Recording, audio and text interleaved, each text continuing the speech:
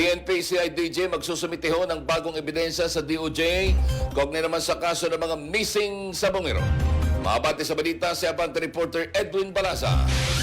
Abante Raso Live Report. Edwin? Nakatakdang magsumite ng karagdagang ebidensya ngayong araw ang Criminal Investigation and Detection Group sa Department of Justice hinggil sa kaso ng missing sabongeros. Sa isang panayam, sinabi ni PNP spokesperson Brigadier General Jean Pajardo na magpupulong ang CIDG at DOJ ngayong araw para isumite ang mga bagong ebidensya.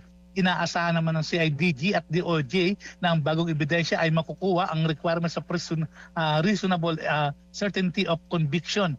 Dagdag pa ni Pajardo na pagkatapos na maisampa ang mga dokumento ay inaasahan na maglalabas ang DOJ ng resolusyon para naman sa kaukulang pagsampa ng impormasyon laban sa mga tao na pinangalanan noon at suportahan ang bagong ebidensya.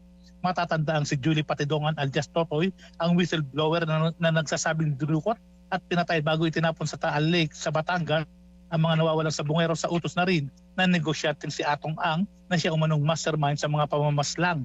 Nitong ang Huwebes ay inanunsyo ng PNP na nasa kanilang kustodiya na ang dalawang kapatid ni Patidongan na ayon sa mga investigador na siyang missing link sa pagresolba ng kaso ng pagkawala ng mga sabongero. Ako si Edwin Balasa ng Abante Radio. Ito ang balitang mabilis, mabangis, walang minti.